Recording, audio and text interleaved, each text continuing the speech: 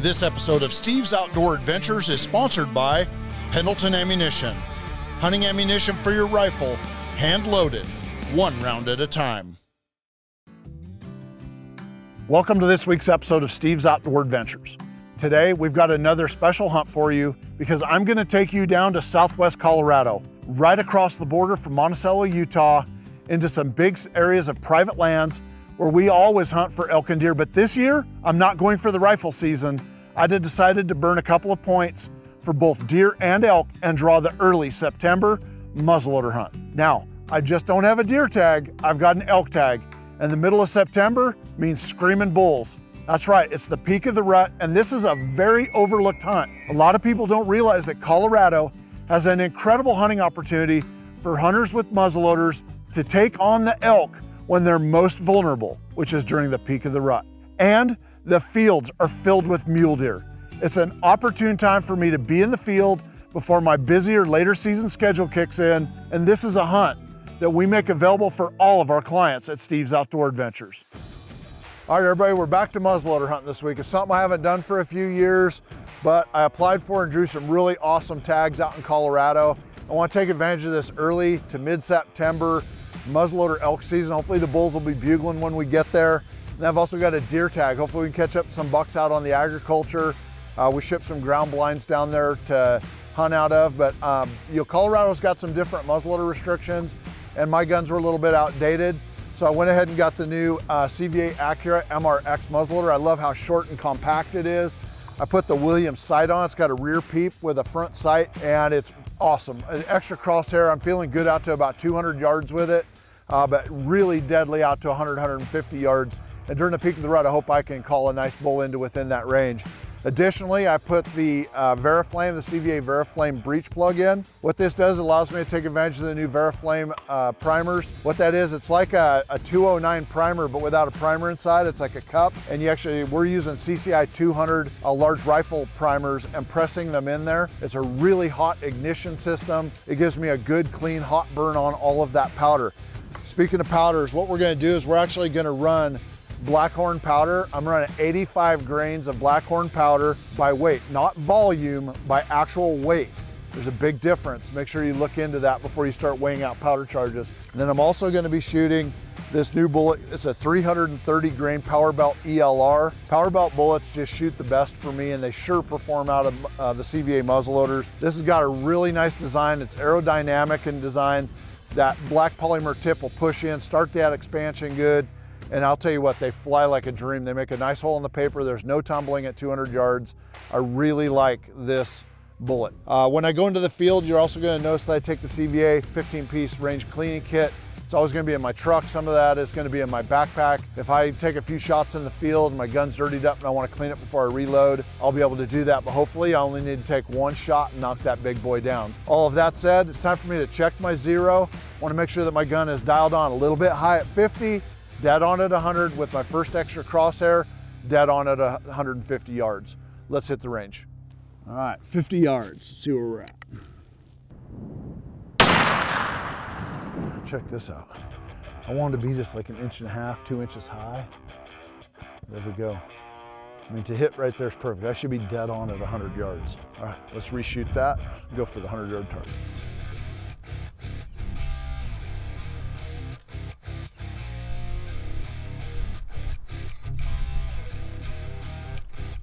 All right, 100-yard target.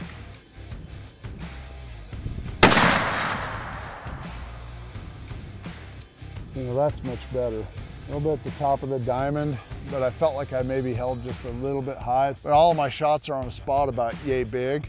Obviously that's minute of elk shoulder. Not perfect, but pretty good. Okay, now at 150 yards, I've got a white gong set up down there to the right of the shooting board. Kind of see where this gun's sighted in at right now with that extra crosshair. A one shot left. I feel real good at 50. I feel real good at 100. Now let's see where we're at when we get out to 150. 150 yards. Now I was having trouble picking up that crosshair. I got a little bit of weeds between here and there. I feel real good about that being 150-yard crosshair. It's definitely within the kill zone at that distance. So let's travel down to Southwest Colorado and begin this incredible combination hunt. We left the office and hit the road, traveling down I-84 through eastern Oregon, crossing the Snake River into Idaho, and then we headed east until we dropped down into Utah. And then we hit the road again the next morning. The most scenic part of the drive is through the red rocks of the Moab region before we got to Monticello and crossed the state line into Colorado. And we arrived at the Outfitters Ranch House around lunch, with just enough time to unload our truck, assemble our gear, and head out for the evening hunt. Steve's Outdoor Adventures is sponsored by Bergara Rifles, featuring the new Cure Carbon barrels and a sub-MOA guarantee. Steve's Outdoor Adventures is sponsored by Burris Optics and the new Burris Veracity PH Rifle Scope.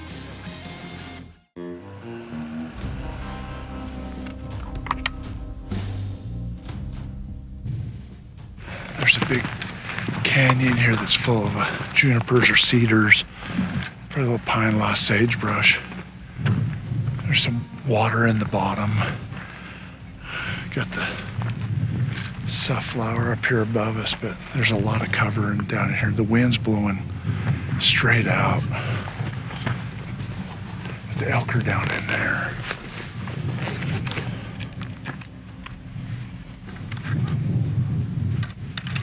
It's blowing right out. We're gonna get down in here and start working, see if we can't locate a bull. We just gotta get down there a ways. Except if we can get one to be below us, where the wind's blowing up, we can drop in and get him. Yeah. All right, check this out. We just got out here. We're hiking in. There's a fresh bull track. I say fresh, it's from this morning, but that means there's a bull down in here somewhere. They've been watching these elk in this canyon for a little bit now, and they just started bugling the other day. But that's from this morning. There's an elk in here. We just gotta get up at them. We gotta get the wind in our favor. We can work them.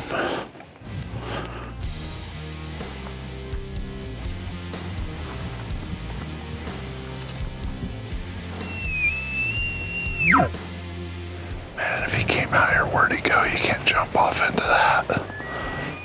There. He's chuckling right there. He's bugling right over on that hillside in the wind somewhere. We gotta get the wind in our favor and we can work him. The bull was up canyon from us, and we needed to move and get into a more favorable position with the wind, which was now swirling, and it was impossible to get it in our favor. We should have pulled out, but with only a few days left in the season, I decided to roll the dice.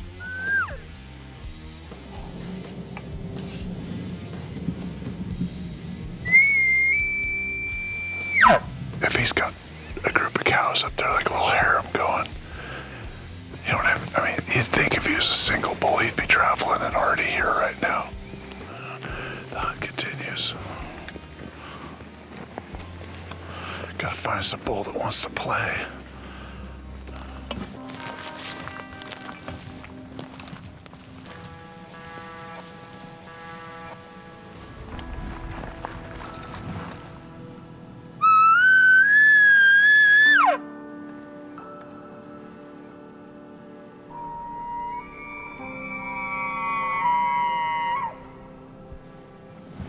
That sounds like a good bull, too.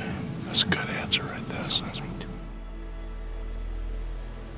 There were multiple bulls in the canyon. The bugles were all over the place, and it was hard to predict where they were going to pop out on their way to the fields. And I decided to set up on one bull that sounded the most aggressive and try to call him in.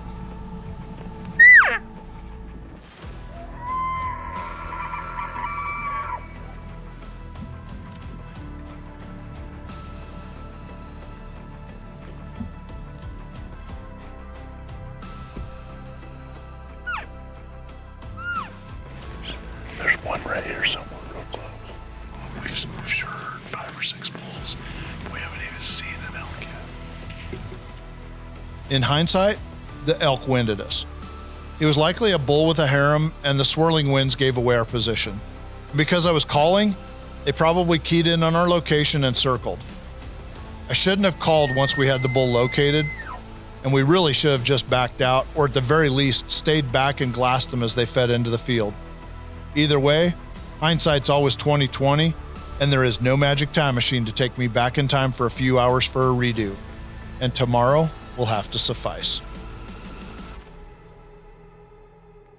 This segment of Steve's Outdoor Adventures is sponsored by Green Mountain Grills, the pellet grill for every home and every adventure. Steve's Outdoor Adventures is sponsored by the Far Wide app, putting outdoor intelligence in the palm of your hand.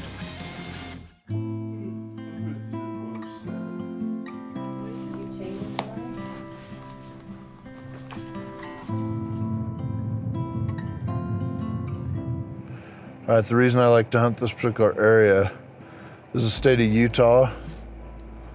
And right here is the San Juan Elk Ridge unit. Takes a lot of years to draw. And we're on the Colorado side of the border over here that only takes 1 year to draw during the muzzleloader season. We're literally sitting on the state line road. It's a trophy elk unit in Utah.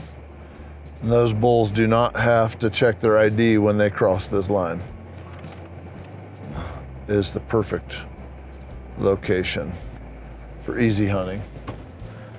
And then getting a chance to maybe find one of them big Utah bulls out here.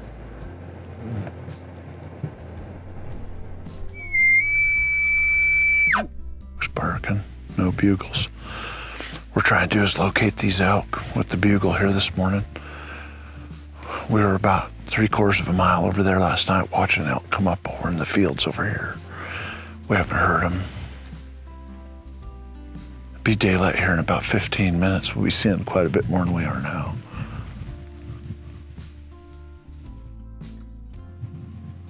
There's elk. Right here's a bull.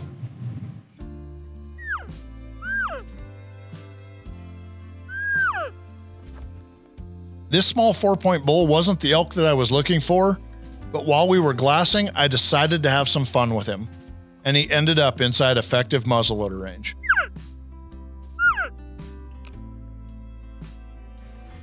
He's running now. He's actually a 5x5, I think. Yeah.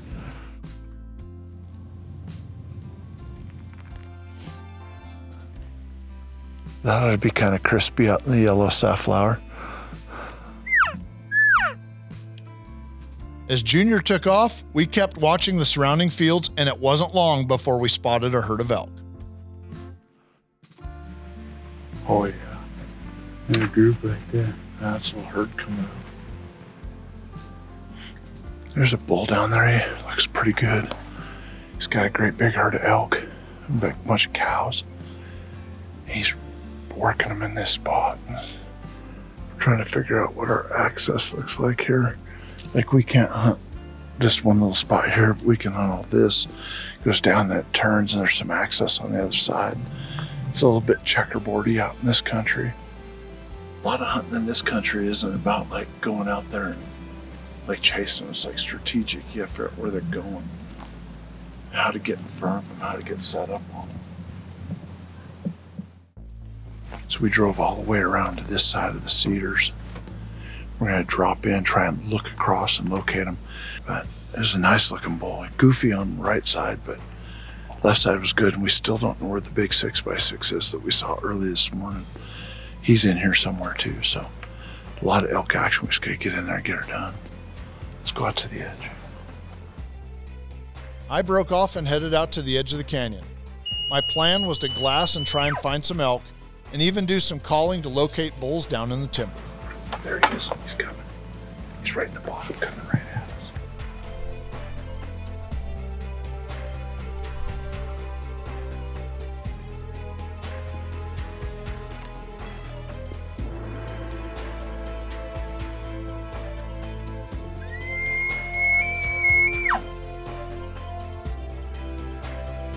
You can see the whole herd right on that hillside.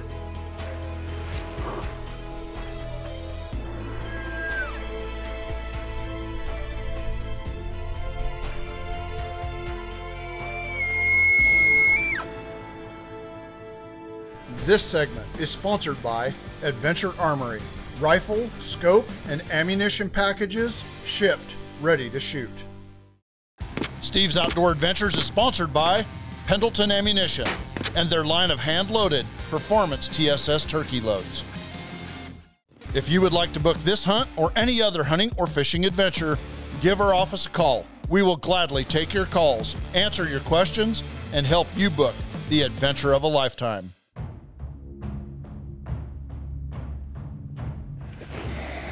He's pushing him up on that bench over there, right on the edge of the shadows.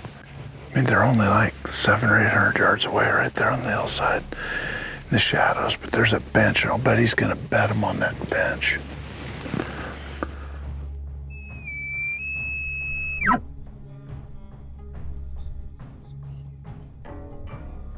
Is there a spot to get off this rim rock and get in the bottom? Yeah, right. Right, without a parachute? Well, I'll come right here, run on this side. We can get down right here and go down. Really? Yeah.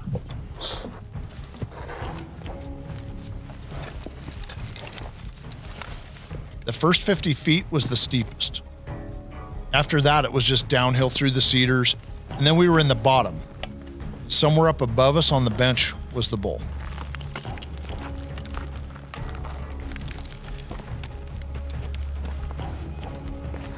I had nicknamed him 50-50 because his right side was a Colorado 5-point and his left side was all Utah big boy.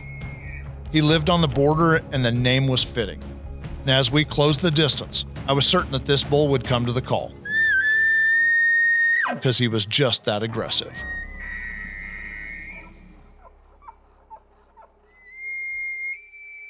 When we got straight across from him, I made a fatal error. I set up away from cover. I wanted the cameras to have a good view of the opposite hillside and the bull when he approached, but this left us without a backdrop or cover. A rookie mistake that I made in the heat of the moment. There he is, at the top. He's coming down, guys. He's coming down, he's right there.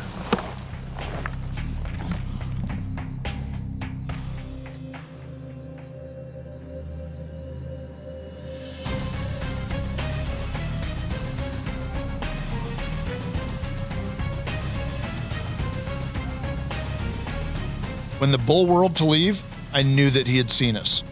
I called to stop him, and he gave me a look. It was about 200 yards, and I knew that I had to act fast before he was out of sight.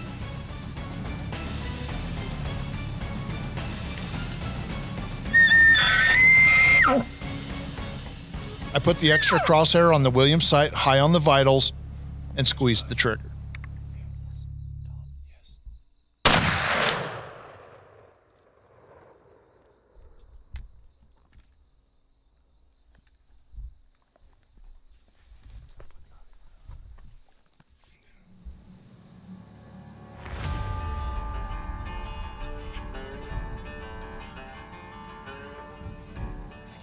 I think I went low, I'm just not sure. If I hit him just right. I thought I had the good hold.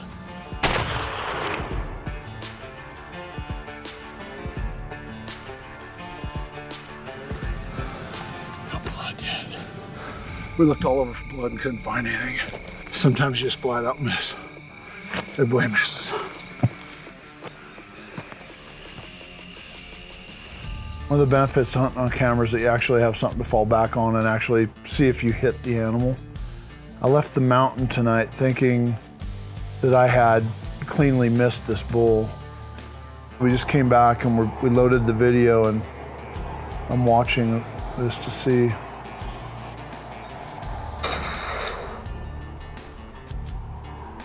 Oh yeah. Oh, it did, it went right through that bush.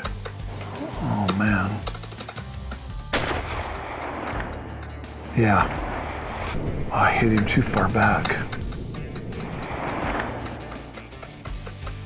I'm so glad and thankful that we have the video that I know I hit this bull. I'm mad at myself for hitting the bull too far back. We're gonna have to go back in there tomorrow, hike all the way back down in there, climb up the other side. We're gonna get a spot to go to, and then we'll start trailing him. Hopefully we can find some blood and locate him.